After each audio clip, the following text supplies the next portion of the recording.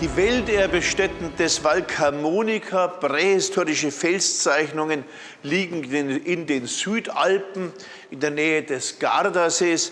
Und dort gibt es auch Statuenmenhire, wie wir sie auch aus anderer Gegend in Europa kennen. Und diese Statuenmenhire zeigen Männer und Frauen. Die Männer, das sehen wir hier, haben Dolche, wie sie auch der Ötzi hat. Sie gehören also ins 3. Jahrtausend vor Christus, also in die Zeit vor der Himmelsscheibe von Nebra. Und man sieht, es handelt sich hier um einen Kupferdolch und wir kennen auch diese Griffe mit diesem breiten Knauf. Und man sieht, dass die ganz, ganz sorgfältig mit einem Stein eingepickt sind. Also eine Arbeit, die große Geduld und Präzision erfordert. Hier den Gürtel.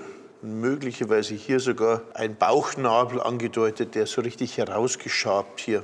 Dieser Statuenmenhir von Bagnolo repräsentiert einen Helden, einen Krieger des 3. Jahrtausends.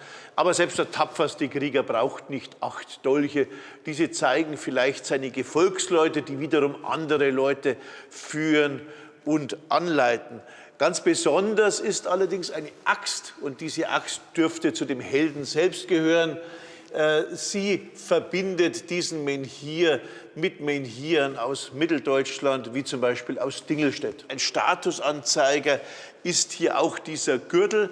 Dass es mehrere Dolche sind, zeigt möglicherweise die Macht, über die diese Menschen, die hier dargestellt werden, verfügen. Sie verfügen wahrscheinlich über dieses Kommando, über mehrere Dolchträger. Und wir sehen hier oben einen ziemlich sicher später eingepicktes Bild, und zwar eine Sonne, die unten so auseinander geht, und die halte ich für frühbronzezeitlich. Also von einem Heldenmenhir sozusagen, der Darstellung eines Menschen, kommt es möglicherweise zu einer Vergöttlichung eines Helden in der frühen Bronzezeit, etwa der Zeit der Himmelsscheibe von Nebra. Und das sehen wir sehr viel deutlicher an einigen anderen Statuenmenhiren aus derselben Gegend. Dieser wunderbare Menhir von Bagnolo zeigt uns, dass die Menhire nicht immer weiblich oder männlich sind, sondern als beides gesehen werden konnten. Wir haben hier einen wunderbaren Halsschmuck sowie eine Doppelspirale, die mit Sicherheit zur Sphäre der Frauen gehören, und hier 2 Dolche, die zur Sphäre der Männer gehören. Hier unten ist ein Mann, der mit 2 Ochsen ein Pferd pflügt, und oben wieder ein Sonnenkopf, eine Sonne, die das Ganze krönt. All diese Darstellungen dürften nicht in die gleiche Zeit gehören.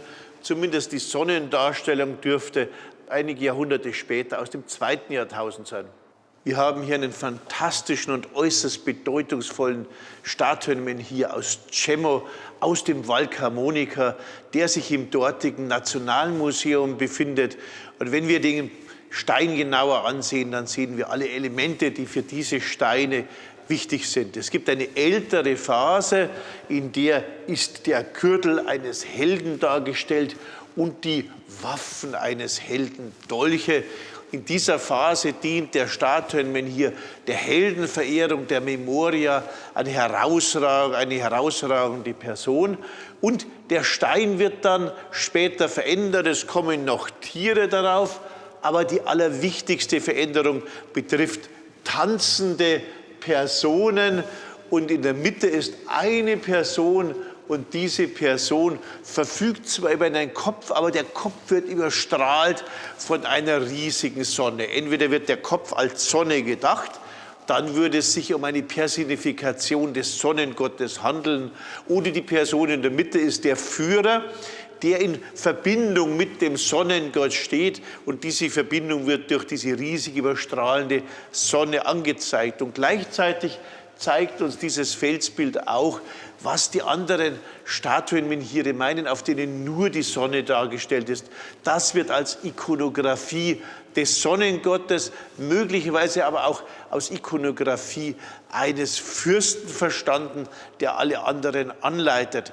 Das heißt, was wir hier sehen, ist ein Weg von den Helden, von denen es viele gibt, das zeigen die Dolche, hin zu einem Einzelnen, nämlich eine Idee eines Sonnengottes, der die anderen anführt und unter dem die anderen stehen. Und dass der Sonnengott möglicherweise eine Personifikation findet, ist hier zum ersten Mal in Alteuropa, also in der Prähistorie Mitteleuropas, dargestellt.